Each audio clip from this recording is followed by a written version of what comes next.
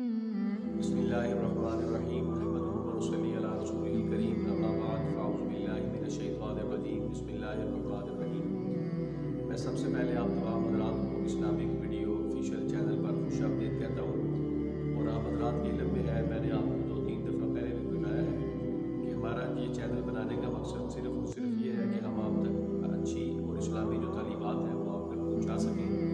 तो 3-4 जो वीडियो हमने पहले बनाई उसमें भी हमने इसी तरह की कोशिश की है। और आज हम इस मौजू पर बात करने लगे हैं, वो है कि पड़ोसी के जो हुकूक आप सल्लल्लाहु अलैहि वसल्लम ने इरशाद फरमाए, उस हवाले से इंशाअल्लाह आप हज़रात के सामने 2-3 चीज़ें मैं रखूँगा कि आप सल्लल्लाहु अलैहि वसल्लम ने इरशाद फरमाया है कि ला यदखुलुल जन्नता मन ला यअमनु जारहु बवाइका। वो शख्स कभी भी जन्नत में दाखिल नहीं होगा जिसके पड़ोसी उसके शर से महफूज नहीं है।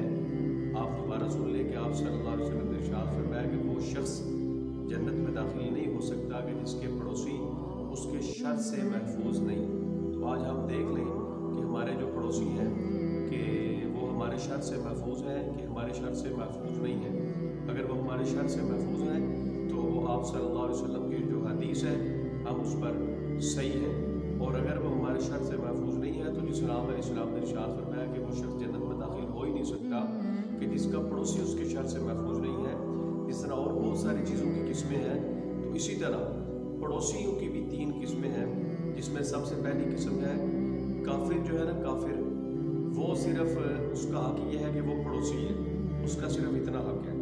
और दूसरा जो है एक पड़ोसी है और दूसरा मुसलमान है, उसके 2 हक हैं। एक ये हुआ कि वो पड़ोसी है और दूसरा वो मुसलमान है। और तीसरी जो किस्म है वो ये है कि एक वो पड़ोसी भी है, दूसरा वो मुसलमान भी है, तीसरा वो आपका रिश्तेदार भी है। तो ये पड़ोसियों की 3 किस्में हैं। पहली किस्म ये है कि जो काफिर है वो सिर्फ पड़ोसी की हद तक है, उसका उतना हक है। दूसरा एक पड़ोसी है, दूसरा वो मुसलमान भी है, तो उसके 2 हक हैं, यानी कि वो आपका पड़ोसी भी है, दूसरा इस्लाम का जो हक है वो भी आपके ऊपर है। और तीसरा क्या है, वो एक आपका पड़ोसी भी है, दूसरा मुसलमान भी है, तीसरा आपका रिश्तेदार भी है। तो आप सल्लल्लाहु अलैहि वसल्लम ने इरशाद फरमाया कि ला यदखुलुल जन्नता काती, कि जो आदमी रिश्तों को कता करता है वो भी कभी जन्नत में दाखिल नहीं हो सकता। तो इसलिए हम इन चीज़ों की कोशिश करें कि हमारे जो पड़ोसी हैं वो हमारे शर से महफूज रहें। बल्कि आप सल्लल्लाहु अलैहि वसल्लम ने इरशाद फरमाया कि मुसलमान वो है कि जिसकी ज़ुबान से और हाथ से दूसरा मुसलमान महफूज रहे। तो इसलिए हमें इस चीज़ की कोशिश करनी चाहिए। हम अपने पड़ोसियों को क्या करें, उनके हुकूक अदा करें, उनके साथ अच्छा बर्ताव करें।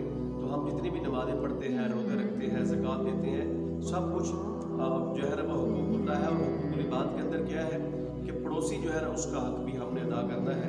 तो इसलिए मेरी अल्लाह ताला से दुआ होगी कि अल्लाह ताला मुझे भी और आपको भी पड़ोसियों के साथ अच्छा बर्ताव और सलूक करने की तौफीक अता फरमाए। जो मैंने